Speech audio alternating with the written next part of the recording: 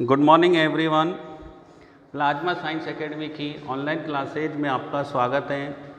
मैंने कल आपको अभिक्रिया का वेग और वेग को प्रभावित करने वाले कारकों के बारे में बता दिया था। आज वेग स्थिरांक या वेग नियतांक के बारे में बताने जा रहे हैं। उसकी इकाई क्या होती है और अलग अलग कोटि की अभिक्रियाओं के लिए उनकी इकाई क्या होती है। तो देखो, वेग नियतांक या वेग स्थिरांक, वेग नियतांक या वेग स्थिरांक। तो देखो, माना कोई अभिक्रिया, जैसे अपन ने ले ली N1A plus N2B equal to product. माना कोई अभिक्रिया ये है N1A plus N2B equal to product. एक रिएक्टेंट है, बी रिएक्टेंट है, N1 इसकी संख्या है, N2 बी की संख्या है। तो अभिक्रिया का वेग क्या होगा? तो रेट बराबर क्या हो जाएगा? अभिक्रिया का वेग, ये तो हो गया रेट कांस्टेंट। अभिक्रिया का वेग क्रियाकारक पदार्थों की सांद्रता के समानुपाती होता है। तो क्रियाकारक पदार्थ कौन है? ए। तो ए की सांद्रता, संख्या कितनी है? N1, तो संख्या को घातांक के रूप में लिखेंगे। क्रियाकारक बी है, तो बी की सांद्रता, संख्या कितनी है? N2। कितनी है? N2। ठीक है, ये हो गया। अब देखिए इधर, रेट बराबर के, ए की सांद्रता और बी की सांद्रता। क्रियाकारक यदि और भी होते तो वो और क्रियाकारकों की सांद्रता के समानुपाती हो जाता। अब देखिए, यदि अपन ए की सांद्रता बराबर बी की सांद्रता बराबर अपन क्या मान लें? इकाई मान लें या 1 मोल प्रति लीटर मान लें। तो ए की सांद्रता और बी की सांद्रता समान हो और कितनी हो? 1 मोल प्रति लीटर हो, तो क्या होगा? तब रेट बराबर के क्या हो जाएगा? तब रेट बराबर के, और यहाँ के क्या है? यहाँ के बराबर वेग नियतांक है। क्या है यहाँ पर? वेग नियतांक है। तो देखो इधर, यहाँ के वेग नियतांक है। तो अब परिभाषा वेग नियतांक की कैसे निकलेगी? अपन ने कंडीशन में माना है कि क्रियाकारक ए और क्रियाकारक बी दोनों की सांद्रता कैसी है? समान है। और कितनी है? 1 मोल प्रति लीटर। तो रेट बराबर क्या हो जाएगा? के। तो परिभाषा कैसे लिखेंगे? जब अभिक्रिया में उपस्थित समस्त क्रियाकारक पदार्थों की सांद्रता का मान क्या हो? इकाई हो। क्या हो? इकाई हो। तब उस स्थिति में अभिक्रिया के वेग को ही वेग नियतांक कहते हैं। क्या कहते हैं? वेग नियतांक। तो जब समस्त क्रियाकारक पदार्थों की सांद्रता का मान इकाई होता है तो उस स्थिति में अभिक्रिया के वेग को ही वेग नियतांक कहते हैं। ठीक है, अब बात आती है इसकी इकाई की। ये तो हो गई इसकी परिभाषा। अब यदि अपन इकाई निकालेंगे तो देखो, अपन ने यहाँ 2 क्रियाकारक लिए, जरूरी नहीं है 2 लो, मैं यहाँ पर 1 ले रहा हूँ। Na equal to product. तो रेट बराबर क्या हो जाएगा? K और A की सांद्रता की घातांक n। ठीक है, अपन को K की इकाई निकालनी है, तो K बराबर क्या हो जाएगा? रेट इनटू, ये कहाँ चला जाएगा? बटे में। A का क्या है? वर्गाकार कोष्टक में A है, तो इसका मतलब होता है सांद्रता, जो मैं हिंदी में लिख रहा हूँ, सांद्रता की पावर n। तो देखो, K रेट की इकाई क्या बताई थी? मोल प्रति लीटर और सेकेंड इनवर्स। यह देखो, अपन ऐसे लिखें, सांद्रता बटे समय। कैसे लिखें अपन? सांद्रता बटे समय।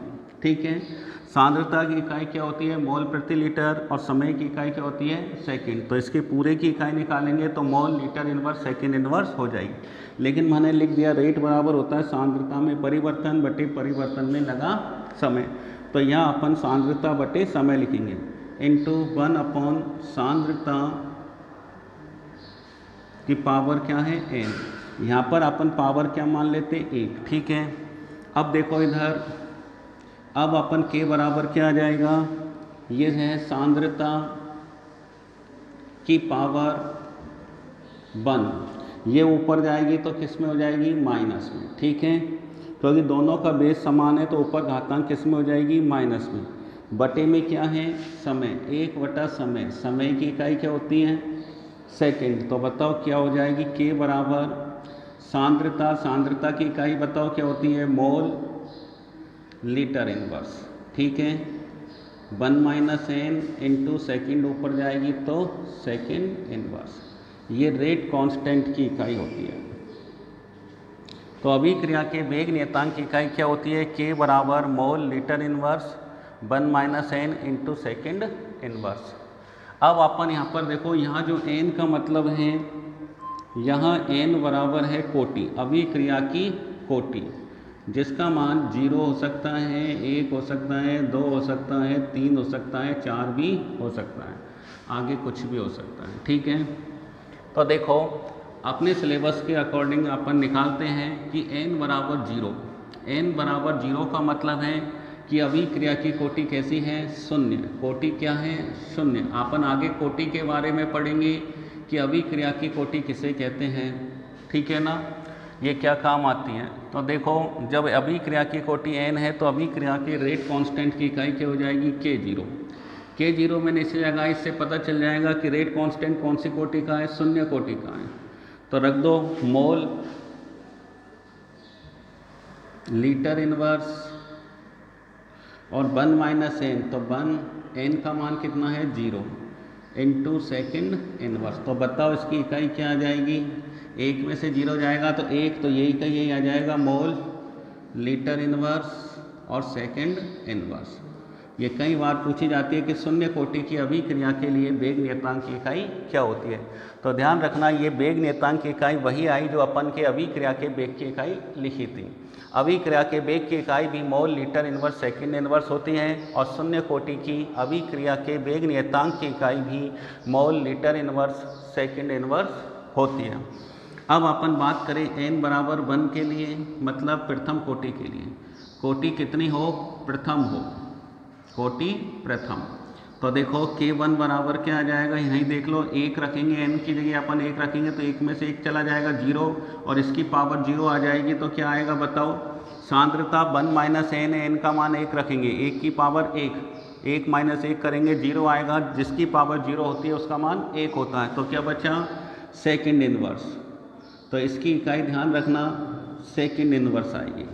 इसी प्रकार अपन k2 की निकालेंगे, n बराबर द्वितीय कोटि की निकालेंगे। तो देखो क्या आ जाएगी, k2 बराबर मान रख दो mole litre inverse 1 - 2 second inverse. तो बताओ कितना बचा, मोल लीटर इनवर्स, 1 में से 2 गए तो माइनस का 1। अब एक बात बताओ, इसको खोल लो, माइनस का 1 है तो बताओ क्या आ जाएगा, माइनस है तो मोल इनवर्स लीटर किस में हो जाएगा, प्लस हो जाएगा। ध्यान रखना इसमें उल्टा हो जाएगा, सेकंड इनवर्स। सेकंड इनवर्स सभी में समान आएगा, क्योंकि यहाँ माइनस है तो मोल माइनस में हो जाएगा और माइनस माइनस ये प्लस। तो इसकी इकाई हो जाएगी mole inverse litre second inverse. या ऐसे भी लिख सकते हैं, कोई अंतर नहीं है, k2 बराबर पहले प्लस की लिख लो, litre mole inverse second inverse. अब यदि अपन k3 की इकाई पूछें, किसकी, k3, n बराबर 3, तो बताओ क्या हो जाएगा, यहाँ पर -3 रख देंगे तो बताओ कितना आ जाएगा, -2 आ जाएगा। तो इसकी इकाई हो जाएगी लीटर स्क्वायर मोल इनवर्स 2 और सेकंड इनवर्स, ठीक है। तो देखिए इधर अपन ने 3 रखेंगे तो 1 - 3 करेंगे तो कितना बचेगा, -2। तो मोल क्या हो जाएगा, -2 और लीटर क्या हो जाएगा, +2 सेकंड इनवर्स। इसी प्रकार 4 के लिए पूछे तो यहाँ लीटर में आ जाएगा 3, मोल में आ जाएगा -3। ऐसे अपन आगे बढ़ा सकते हैं। तो इस प्रकार से हम वेग नियतांक की इकाई ज्ञात करते हैं। हाँ, तो देखिए अब अणु संख्यता, इंग्लिश में इसे मॉलिक्यूलरिटी कहते हैं, अणु संख्यता। देखो जैसा कि नाम से ही पता चल रहा है, अणु संख्यता मतलब अणुओं की संख्या। अभिक्रिया में भाग लेने वाले क्रियाकारक अणुओं की वास्तविक संख्या उसकी अणु संख्यता कहलाती है। तो अणु संख्यता किसे कहते हैं, अभिक्रिया में भाग लेने वाले क्रिया कारक अणुओं की संख्या अणु संख्यता कहलाती है। जैसे अपन ने अभिक्रिया लिखी 2N2O5 equal to 4NO2 plus O2, तो इसकी अणु संख्यता कितनी हुई? 2। अणु संख्यता कितनी हो गई? 2। ठीक है, ध्यान रखना इसकी कोटि 1 होती है। कोटि और अणु संख्यता में अंतर होता है, मैं अभी बताऊंगा, क्योंकि अणु संख्यता को तो देखकर ही पहचान सकते हैं कि कितने क्रिया कारक अणु भाग ले रहे हैं। 2 भाग ले रहे हैं तो 2, 3 है तो 3 और 1 है तो 1, लेकिन कोटि देखकर नहीं पहचानी जा सकती। अभिक्रिया की क्रिया विधि के आधार पर कोटि को ज्ञात किया जाता है।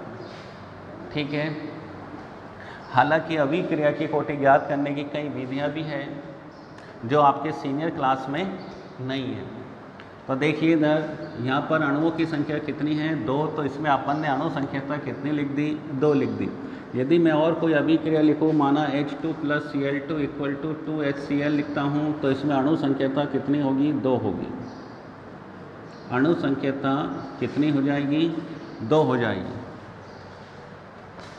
ठीक है, तो इसमें अणु संख्यता कितनी हो जाएगी? 2 हो जाएगी। तो अणु संख्यता का मतलब होता है कि अभिक्रिया में भाग लेने वाले क्रिया कारक अणुओं की वास्तविक संख्या अणु संख्यता कहलाती है। अब आता है, जैसे मैं बताता हूँ, कोटि, अभिक्रिया की कोटि।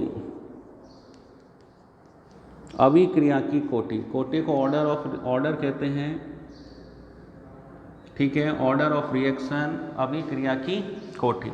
तो ध्यान रखना, अभिक्रिया की कोटि भी क्रिया कारक अणुओं की संख्या होती है, लेकिन दोनों में अंतर ये कि ये तो माना इसमें 10 क्रिया कारक अणु भाग ले रहे हैं तो अणु संख्यता 10 हो जाएगी, लेकिन कोटि में ध्यान रखना केवल वही क्रिया कारक अणुओं की संख्या होती है जिन पर अभिक्रिया का वेग निर्भर करता है। जैसे अपन मकान बनाते हैं और माना अपने पास में पानी है, पत्थर है, मजदूर है, सीमेंट है, बजरी है, सब कुछ है, लेकिन माना मजदूरों की संख्या भी खूब सारी है और मिस्त्रियों की संख्या माना 2 है, तो मकान जो बनने की दर है वो कितनी हो जाएगी? कम हो जाएगी, क्योंकि मिस्त्रियों की संख्या कम है। तो ध्यान रखना, क्रिया कारक में तो मिस्त्री की संख्या भी आएगी, मजदूर की संख्या, पानी, ईंट, सीमेंट, बजरी सब आ जाएगा, लेकिन अभिक्रिया की कोटि किस पर डिपेंड करेगी? जिस पर अभिक्रिया का वेग निर्भर करता है, मतलब मकान बनने की दर पर। तो मिस्त्रियों की संख्या कम है तो मकान बनने की दर किस पर डिपेंड करेगी? मिस्त्रियों की संख्या पर। अगर अपन मिस्त्रियों की संख्या बढ़ा देंगे तो मकान बनने की दर बढ़ जाएगी। तो इसी प्रकार ध्यान रखना, ये क्रिया कारक अणुओं की वो संख्या होती है जिन पर अभिक्रिया का वेग निर्भर करता है, अभिक्रिया की कोटि कहलाती है। इन्हीं अभिक्रियाओं की यदि अपन बात करें तो इसमें देखो कोटि कितनी होती है, मैं बता देता हूँ, 1 होती है, और इसमें जो कोटि होती है वो 0 होती है। ध्यान रखना, प्रकाश की उपस्थिति में या उत्प्रेरक की उपस्थिति में संपन्न होने वाली अभिक्रियाओं की कोटि 0 होगी, क्योंकि प्रकाश की उपस्थिति में या विकिरण की उपस्थिति में या उत्प्रेरक की उपस्थिति में जो भी अभिक्रियाएं संपन्न होती हैं उन अभिक्रियाओं का वेग अधिक होता है, और जिन अभिक्रियाओं का वेग अधिक होता है उनमें कोटि का मान कितना होता है? 0 होता है। ठीक है ना। तो देखो, ये हो गई अणु संख्यता, ये हो गई कोटि। क्रिया कारक अणुओं की वास्तविक संख्या अणु संख्यता कहलाती है, और क्रिया कारक अणुओं की वह संख्या जिन पर अभिक्रिया का वेग निर्भर करता है कोटि कहलाती है। कोटि और अणु संख्यता में अंतर देख लो। कोटि में जैसे मैंने एक एग्जाम्पल और दे देता हूँ, माना जैसे कोई अभिक्रिया दे दी या कोई किसी अभिक्रिया के लिए वेग समीकरण दे दिया कि रेट बराबर k और a की पावर हाफ और b की पावर 3/4 है, तो इस अभिक्रिया की कोटि क्या होगी? अभिक्रिया की कोटि की एक परिभाषा ऐसे भी लिख सकते हैं कि अभिक्रिया की कोटि उसे कहते हैं जिस मतलब उस अभिक्रिया की वेग समीकरण में क्रिया कारकों की सांद्रताओं की घातांकों के योग को अपन अभिक्रिया की कोटि कहते हैं। ठीक है ना। तो अभिक्रिया की कोटि क्या होती है? अभिक्रिया की कोटि वह संख्या होती है जो अभिक्रिया के वेग समीकरण में क्रिया कारक पदार्थों की सांद्रताओं के घातांकों को योग करने पर प्राप्त होती है। ठीक है। तो अभिक्रिया के वेग समीकरण में क्रिया कारक की सांद्रता की घातांकों के योग को ही कोटि कहते हैं। ठीक है ना। तो ध्यान रखना, अभिक्रिया की जो कोटि होती हैं वो वेग समीकरण अपन रेट प्रोपोर्शनल टू क्रिया कारक की सांद्रता लिखते हैं, वो वेग समीकरण होता है। ठीक है, तो ये मैंने वेग समीकरण लिख दिया। कोटि पूछे तो कोटि क्रिया कारक की सांद्रताओं की घातांकों के योग के बराबर होती है। तो इसकी घातांक है 1/2 और इसकी घातांक है 3/4। तो कोटि का मान निकाल लो, कितना आया, 2 दूनी 4, 5/4। तो इस अभिक्रिया की कोटि कितनी आएगी, 5/4। कहने का मतलब कोटि 0 भी हो सकती है, भिन्नात्मक भी हो सकती है, पूर्णांक में भी हो सकती है। दोनों में अंतर देखो, कोटि तो मैंने बताया क्रिया कारक अणुओं की वह संख्या होती है जिन पर कौन निर्भर करता है, अभिक्रिया का वेग निर्भर करता है। और अणु संख्या इस पर तो क्या है, वेग निर्भर करेगा। अणु संख्या वास्तविक संख्या होती है, क्रिया कारक अणुओं की वास्तविक संख्या किसकी, क्रिया कारक अणु। तो पहला अंतर तो ये हो गया, ये क्रिया कारक अणुओं की वह संख्या होती है जिन पर अभिक्रिया का वेग निर्भर करता है, और यह क्रिया कारक अणुओं की वास्तविक संख्या होती है। दूसरा पॉइंट ये है कि कोटि को अपन डायरेक्ट देखकर नहीं निकाल सकते, प्रैक्टिकल के द्वारा ज्ञात कर सकते, इसलिए ये प्रायोगिक मान होता है। कैसे मान, प्रायोगिक। और ये कैसा मान होता है, सैद्धांतिक, जिसे अपन डायरेक्ट देखकर पहचान सकते हैं। जैसे यहाँ पहचान लिया, 2 अणु है तो 2, 1 और 1 2 है तो 2। तो ये थ्योरेटिकल वैल्यू है और ये प्रैक्टिकल वैल्यू है। तीसरा पॉइंट देखो कि कोटि 0 भी हो सकती है, भिन्नात्मक भी हो सकती है, जैसे 5/4 आया ऐसे भी हो सकती है। ठीक है, भिन्नात्मक भी हो सकती है, भिन्नात्मक। जबकि अपन अणु संख्यता की बात करें तो अणु संख्यता पहली बात तो ये है कि 0 नहीं हो सकती, और यदि होगी तो 1 2 3 4 5 6 पूर्णांक में होगी। किस में होगी, पूर्णांक में होगी। अगला पॉइंट ये है कि जो कोटि है, कोटि के द्वारा अभिक्रिया की क्रियाविधि को ज्ञात किया जा सकता है। अभिक्रिया की क्रियाविधि का पता लगाया जा सकता है, जबकि अणु संख्यता से अभिक्रिया की क्रियाविधि का पता नहीं लगाया जा सकता। तो ये रहा अणु संख्यता और कोटि में अंतर। ठीक है, हाँ, तो अब देखो छद्म एकाणुक अभिक्रिया, जिसे इंग्लिश में कहते हैं स्यूडो मोनोमोलेकुलर रिएक्शन, छद्म एकाणुक अभिक्रिया। जैसा कि नाम से पता लग रहा है कि एकाणुक का मतलब होता है जिसमें अभिक्रिया की कोटि कितनी हो, 1 हो। क्या हो, अभिक्रिया की कोटि 1 हो। तो छद्म एकाणुक अभिक्रिया किसे कहते हैं, जिसमें अभिक्रिया की कोटि तो 1 होती है, n बराबर तो क्या होता है 1, और अणु संख्यता 2 होती है। अणुओं की संख्यता कितनी होती है, 2। कहने का मतलब अभिक्रिया में भाग लेने वाले क्रिया कारक अणुओं की संख्या तो कितनी होती है, 2, लेकिन कोटि 1 होती है। जैसे अपन यहाँ देखें C12H22O11 + H2O, इसका अम्लीय माध्यम में जल अपघटन कराया तो क्या प्राप्त हुआ, ग्लूकोज और फ्रक्टोज दोनों समावयवी होते हैं, इसलिए इनके अणु सूत्र भी समान होते हैं। तो ये एल्डिहाइड, ग्लूकोज एल्डिहाइड होता है, फ्रक्टोज कीटोन होता है। तो यहाँ देखो क्रिया कारक अणुओं की संख्या 1 और 1 2, लेकिन इस अभिक्रिया की कोटि, इसमें अभिक्रिया की कोटि कितनी होती है, 1। दूसरी बात और याद रखना, मैक्सिमम जितनी भी अभिक्रिया आएगी वहाँ पर H2O दिखाई दे तो उसमें कोटि ज्ञात करते समय उसको नेग्लेक्ट कर दिया करो।